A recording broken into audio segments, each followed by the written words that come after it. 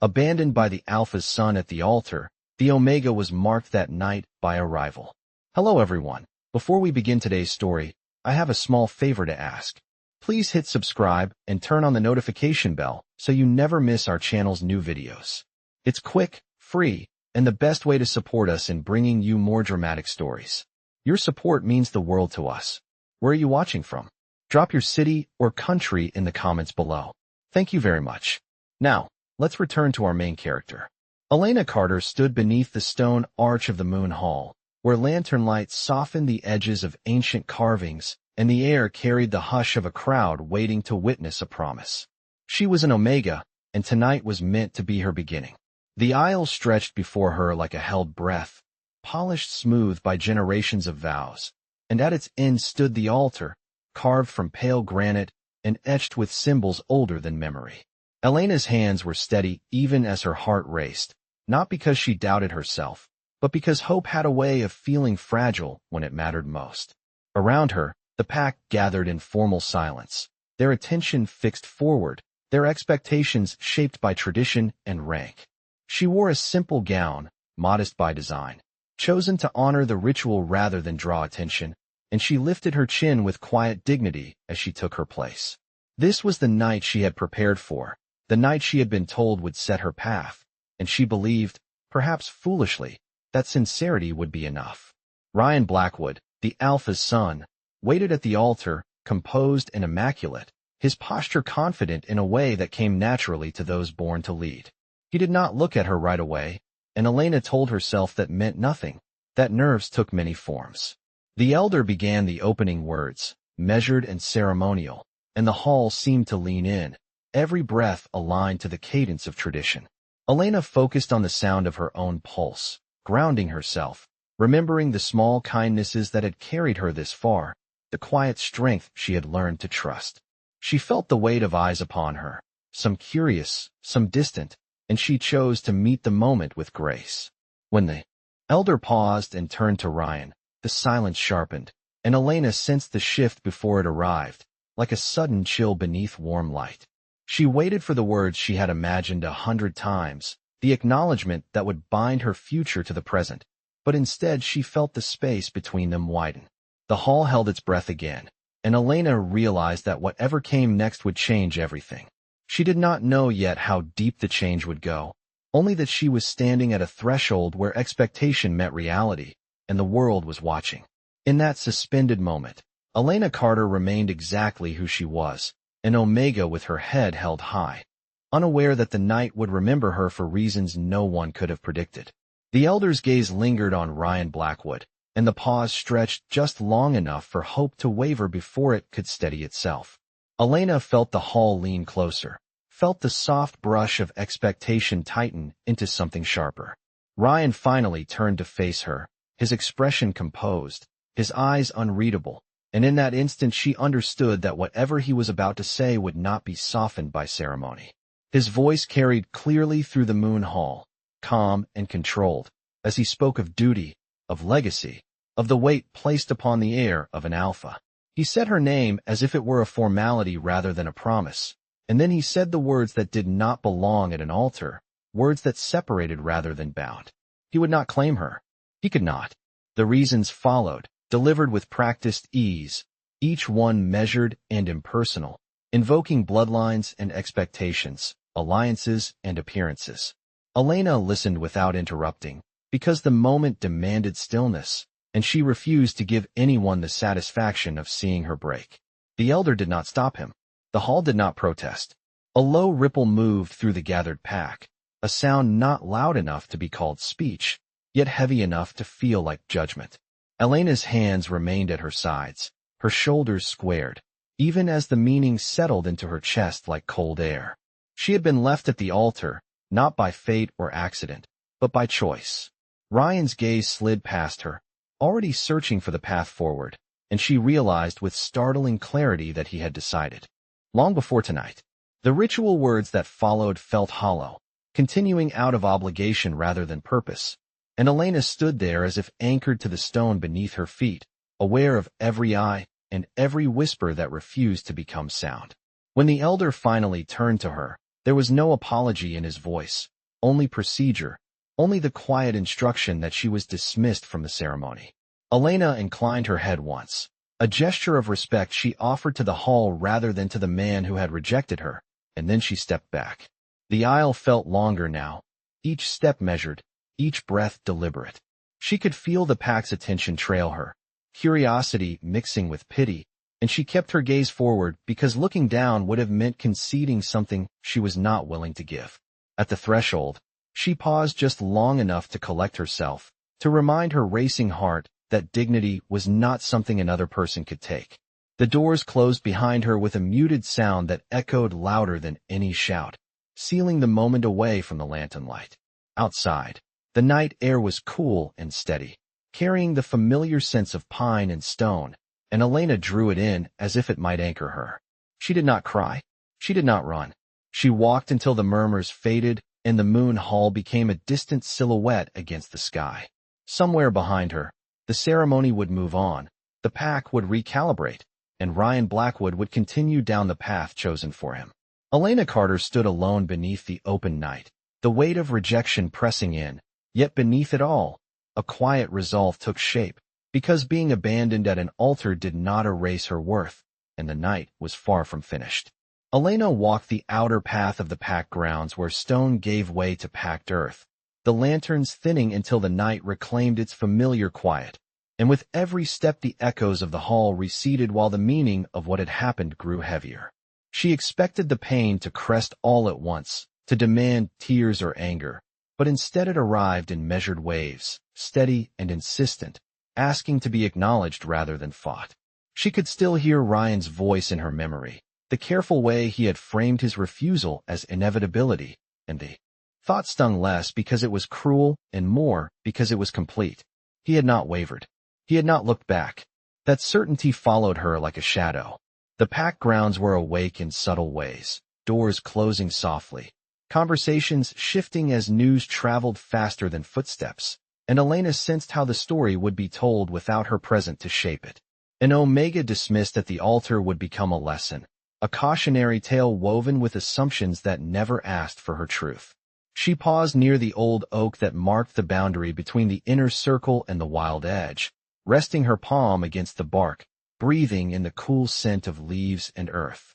The oak had seen generations arrive with vows and leave with regrets, and its presence steadied her in a way ceremony never had. Voices drifted from a nearby walkway, hushed but clear enough to recognize the tones of curiosity and relief, and Elena understood then that humiliation did not require raised voices or pointing fingers. It lived in the absence of defense, in the way a crowd could accept a dismissal as orderly and therefore acceptable. She straightened and moved on, refusing to linger where her absence would be noted with quiet approval. Beyond the oak, the path narrowed and the forest opened, moonlight filtering through branches and soft silver patches that guided her forward. Elena let the rhythm of her steps settle her thoughts, counting breaths, grounding herself in the physical reality of movement and air. She reminded herself that her worth had not been granted by a vow and could not be revoked by one, that dignity was a practice rather than a prize. Still, the question pressed, and despite her resolve, the simple, aching why that followed rejection wherever it landed. She did not search for an answer. Some questions did not deserve the power of attention. As the forest deepened, the sounds of the pack fell away entirely, replaced by the steady hush of night and the distant call of an owl. Elena felt seen in a different way now, not by an audience but by the land itself, and the thought surprised her with its comfort. She slowed near a clearing where the moon touched the ground fully, pale and calm, and there she allowed herself a moment to stand without expectation. The future, once neatly framed by tradition, had opened into something vast and uncertain, and the uncertainty frightened her less than she expected. Somewhere beyond the trees, unseen and unannounced, eyes lingered on the clearing, not with judgment or pity, but with a measured attention that recognized resolve when it appeared. Elena did not know it yet, but the night had already begun to rearrange itself around her choice to keep walking, and what had ended at the altar would not define what followed. The forest held Elena in a quiet that felt intentional, as if the night itself had chosen to slow its breathing to match hers. and she walked deeper until the clearing behind her became a memory rather than a destination. Moonlight slipped through the canopy in steady intervals, marking time in pale steps across the ground, and she followed without urgency, allowing distance to do what explanations could not. The rejection no longer rang like a bell. It had settled into a low hum, present but no longer commanding her attention. She thought of the altar only once more, not with bitterness, but with clarity, recognizing that what had been offered there was conditional in a way she could never accept. The path curved toward higher ground where the air cooled and the trees thinned, and Elena welcomed the change, the way the night asked nothing of her except presence. She stopped at the edge of a rise overlooking the valley. The pack land spread below like a careful arrangement of lights and shadows, orderly and contained, and she realized how small it looked from here. The realization did not diminish what she had lost, but it placed it within a larger frame, one where endings were not the same as erasures. Elena wrapped her arms around herself, not for warmth, but for steadiness, and allowed the night to witness her without judgment. She named the feelings as they came: disappointment, relief, grief, resolve, and felt each one pass without trying to keep it. Somewhere far off, a branch shifted with the breeze, and she turned her head instinctively, aware of the forest as a living presence rather than a backdrop. She did not feel threatened. She felt observed in the neutral way a horizon observes a traveler, attentive without interference. The thought surprised her, and she let it pass, choosing instead to sit on a smooth stone warmed faintly by the day. From here, she could see the moon unobstructed, bright and even, not demanding devotion, only recognition. Elena exhaled and allowed herself a small, honest smile, the kind that comes when a person realizes they have survived the moment they feared most. The night deepened, time stretching in a way that made minutes feel generous, and she sensed that this was the hour when decisions were usually made for people like her, quietly, without their consent. Tonight felt different. Tonight felt like an invitation rather than a verdict. She rose when the chill brushed her skin and began to walk again, choosing a direction without needing a reason, trusting that movement itself was enough. Unseen beyond the line of trees, a presence adjusted its attention, not following her steps, but aligning with her pace, recognizing the steadiness in her stride and the refusal to fold inward. Elena did not know she was being measured, not for weakness, but for resilience, and she did not need to know. The night asked nothing and promised nothing. Yet as she moved beneath the open sky, she felt a subtle shift, as if the path ahead had widened just enough to allow possibility to breathe. Whatever the altar had denied her, the darkness did not repeat, and in that quiet refusal, Elena found the strength to keep going, unaware that the night was no longer content to remain a witness alone. Elena sensed the change before she saw anything, a subtle tightening of the air that made the night feel attentive rather than empty, and she slowed her pace without stopping, listening to the forest as if it were speaking in a language she had only just begun to understand. The path bent toward a shallow ravine where moonlight pooled like water, and there, at the edge of her vision, a figure stood where moments before there had been only shadow. He did not block her way or step forward with challenge, and that restraint told her more than any display of dominance could have. Elena held her ground, chin lifted, heart steady, unwilling to let surprise dictate her posture. The man's presence was calm and unmistakable, not loud, not pressing, simply certain, and when he spoke, his voice matched the night, low and measured, carrying without force. He greeted her by name, not as a claim, but as an acknowledgement, and the courtesy steadied her nerves. Dominic Hale introduced himself without flourish, naming his territory with the ease of someone who did not need recognition to be effective. Elena recognized the name then, not from rumor, but from the way elders spoke of boundaries that held and agreements that lasted, and the knowledge settled into her like a quiet weight. He did not ask why she was alone or what had happened at the altar, and she appreciated the absence of curiosity masquerading as concern. Instead, he observed the moon, the hour, the direction she had chosen, and commented only that the night had a way of clarifying paths when people allowed it to. Elena found herself answering without defensiveness, admitting that she was walking because standing still felt like permission for the past to speak louder than it deserved. Dominic listened, his attention complete yet unintrusive, and she noticed that he stood at a respectful distance, angled slightly away, as if to leave space for her to decide whether the conversation would continue. The forest seemed to hold its breath, not in anticipation, but in agreement, recognizing a balance it approved of. Dominic spoke again, not to persuade, but to name what he had witnessed earlier from afar, the ceremony that had followed rules while forgetting purpose, the moment when tradition chose convenience over integrity. He did not criticize the pack by name, nor did he offer sympathy that would have diminished her strength. He said only that rejection delivered publicly revealed more about the speaker than the one who received it, and the truth of that statement settled warmly in Elena's chest. She realized then that she was not being evaluated as an Omega seeking rescue, but as a person who had chosen dignity under pressure, and the distinction mattered. The conversation paused naturally, neither rushed nor prolonged, and Elena sensed that whatever this meeting represented, it was not an accident and not a demand. Dominic acknowledged the late hour and offered a simple assurance that the forest was safe for those who respected it, a statement that felt less like a promise and more like a shared understanding. As he stepped back, giving her the path without claiming it, Elena felt a subtle alignment click into place, as if the night itself approved of restraint over urgency. She watched him turn, not vanishing into shadow, but becoming part of it, present without spectacle, and she knew that when she resumed walking, she would not be walking away from something unfinished, but toward a future that had just widened its margins. Elena took a breath, steady and clear, and continued on, aware now that the night had answered her without asking her to surrender herself to be heard. The night did not rush what followed, and Elena felt that restraint settle around her like a deliberate promise as she continued along the ridge where moonlight widened and the forest opened its breath. She sensed Dominic again before he spoke, not as a pursuit but as a presence that aligned with her pace. And when he stepped into view this time, it was with the quiet assurance of someone who understood that consent began with space. He stopped a few yards away, allowing the moon to frame them both, and asked a simple question, not about what she had lost, but about what she wished to keep.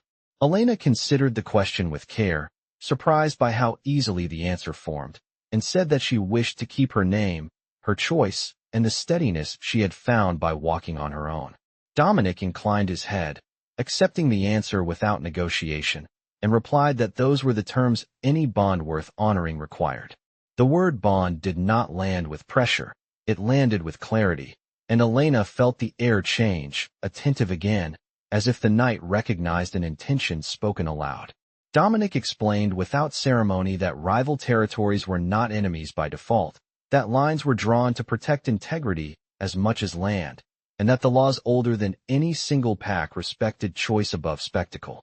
He said that if she wished, there was a path that did not erase her past, but reframed it, a marking that acknowledged alignment rather than ownership, one that could be accepted or refused without consequence. Elena searched his face for expectation and found none, only patience, and she realized how rare that was. She stepped forward of her own accord, closing the distance she had been offered, and felt a warmth gather at her awareness, not overwhelming, not consuming, simply present, like a steady current. Dominic asked again, quietly, and Elena answered with a nod that felt grounded and complete. The marking itself was not a display and not a demand. It was a moment of recognition shaped by intention, the kind that left no bruise and no doubt, only a clear sense of belonging chosen rather than assigned. Elena felt a gentle pulse, as if the night had exhaled with her, and with it came a calm certainty that settled beneath her ribs, anchoring without constraining. She remained herself, and yet something had aligned, a shared direction rather than a tether. Dominic stepped back immediately, honoring the boundary even as the connection held, and spoke her name once more, this time with the quiet gravity of acknowledgement rather than introduction. The moon seemed brighter then, not because it had changed, but because Elena noticed it differently, aware of how light could reveal without exposing. She took a breath and found that the ache she had carried since the altar had softened into a memory that no longer defined the present. Somewhere far beyond the ridge, The pack would feel the shift as law and custom caught up to reality. But here, beneath an open sky, there was no urgency to announce what had already been recognized. Elena thanked Dominic without ceremony, and he replied with equal simplicity, stating that what mattered would hold without proclamation. As they turned away from each other, not in separation but in shared understanding, Elena felt the night accept the choice with a quiet approval that felt earned. She continued forward, steps steady, aware that dawn would bring questions she was now prepared to answer, and that the marking she carried was not a brand but a compass, set by consent and pointing toward a future she had chosen to walk into awake. Elena felt the bond awaken fully as the night eased toward its final hours, not as a surge that demanded attention, but as a steady clarity that made the world feel correctly aligned. And she noticed it first in small ways, in how her breathing matched the rhythm of the forest, and how her steps found balance without effort. She moved downhill where the air warmed slightly and the sky hinted at pale gray along the horizon, and with each minute the connection settled deeper, quiet and reliable, like a compass needle that had finally found north. She paused beside a stream that mirrored the thinning stars and watched the water glide past, aware of Dominic's presence at a distance that did not intrude, present without proximity, a reassurance rather than a shadow.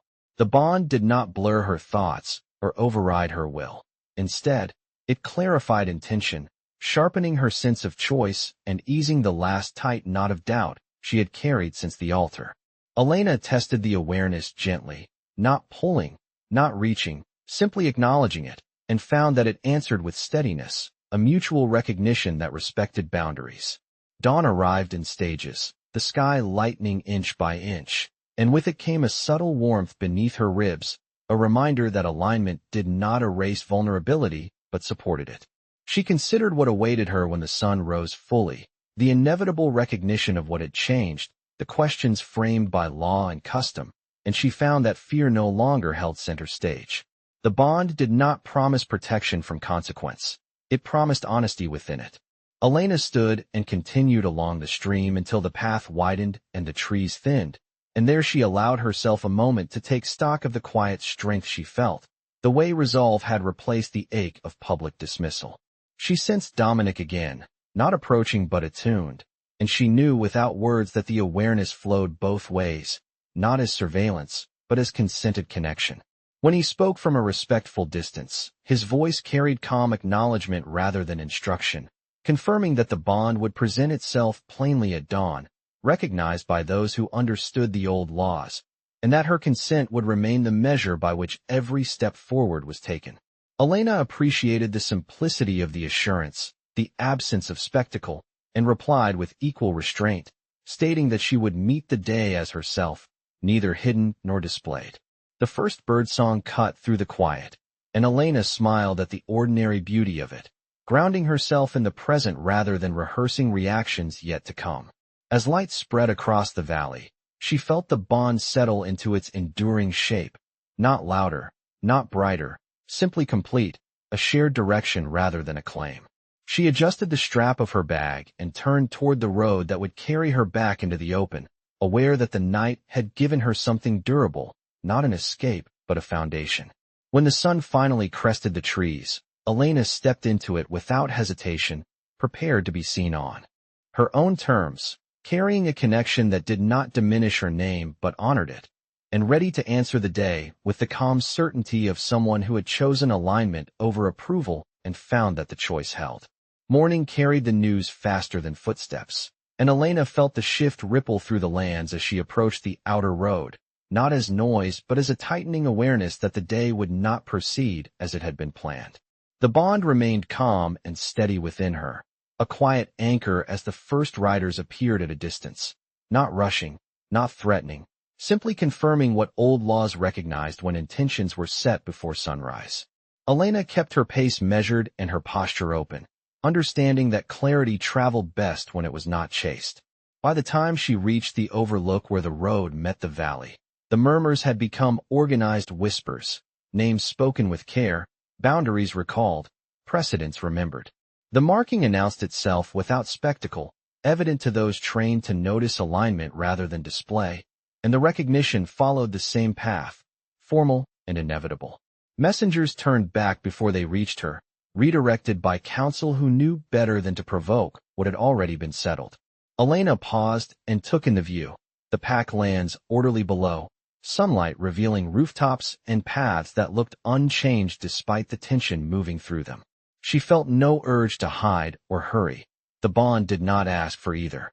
Dominic remained present at a respectful distance, not advancing the moment with authority, allowing the structure of law to do its work. When representatives arrived, their tone was measured, their questions precise, and Elena answered simply, stating that her choice had been made freely and witnessed by the night that honored consent above ceremony. The acknowledgement passed between them like a sealed document, not dramatic, not loud, but final. Somewhere within the inner circle, surprise met calculation, and recalibration followed as custom aligned itself with reality. Elena sensed a familiar presence sharpen with disbelief, the echo of certainty that had dismissed her now forced to recognize a boundary it could not cross. The old laws did not bend for regret or convenience, and the clarity of that truth moved through the valley with the steadiness of daylight. Elena remained where she was, allowing the moment to resolve without adding pressure, aware that restraint often spoke louder than insistence. The bond warmed slightly as understanding settled, not triumphant, simply complete. Dominic spoke only once, affirming the recognition and the conditions that followed, and then stepped back again, returning the focus to Elena's autonomy. The representatives inclined their heads and departed, carrying the resolution with them, and the valley exhaled as tension gave way to order. Elena felt the weight of being seen, not as an object of dispute, but as a person whose choice had been honored, and the steadiness within her answered with calm assurance. She turned toward the road that would carry her forward, aware that conversations would continue without her presence, that assumptions would be revised, and that some would struggle to accept what had been settled without spectacle. None of that altered the alignment she carried. As she walked, the sun climbed higher, and the day took on the ordinary sounds of work and movement, the extraordinary folding quietly into routine. Elena did not look back. She did not need to. The night had done its work, the morning had confirmed it, and what remained was the simple task of living into a choice that held, one step at a time, with dignity intact and direction clear. Elena returned to the edge of the valley where the road widened into a public crossing, a place chosen not for spectacle but for clarity, and she felt the calm within her hold steady as familiar faces gathered at a respectful distance, drawn by recognition rather than rumor. The air carried the ordinary sounds of morning, carts rolling, voices greeting the day, and within that normalcy the significance of the moment felt grounded and real. Dominic arrived without announcement, not flanked by display, stepping into the open with the same restraint he had kept all night, and when he stopped beside Elena, he did not touch her or position her, allowing the space between them to speak for itself. Those who understood the old laws understood the posture immediately, alignment presented without force, acknowledgement offered without demand.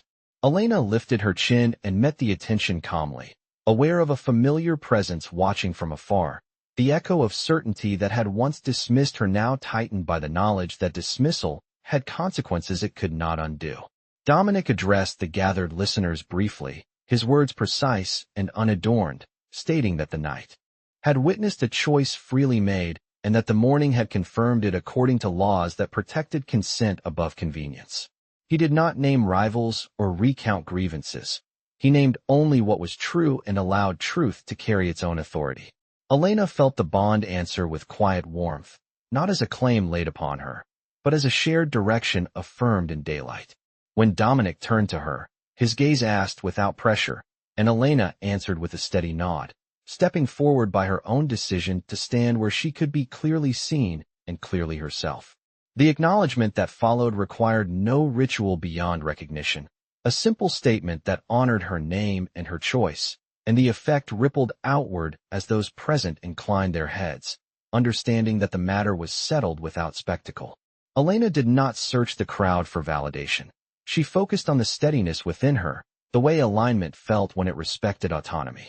Somewhere beyond the crossing, recalculations were already underway, alliances re-examined, assumptions revised, and Elena understood that such shifts were not punishments but corrections. The moment did not demand triumph or apology, only acceptance, and she offered that acceptance to herself first. Dominic stepped back once more, returning the space to her, signaling that public recognition did not require possession, and Elena felt gratitude for the consistency of that restraint. The crowd dispersed naturally, conversations resuming with a new clarity woven into the ordinary flow of the day, and the crossing returned to its purpose as a place where paths met and parted. Elena took a breath and felt the future open without pressure, a road defined by choice rather than obligation. As she turned to continue forward, sunlight steady on her shoulders, she carried the quiet assurance that being abandoned at an altar had not been an ending but a correction, and that the recognition she received now honored who she had always been. The bond remained calm and enduring, a compass rather than a chain, and with each step Elena moved into a life shaped by consent, clarity, and the simple strength of standing where she chose to stand.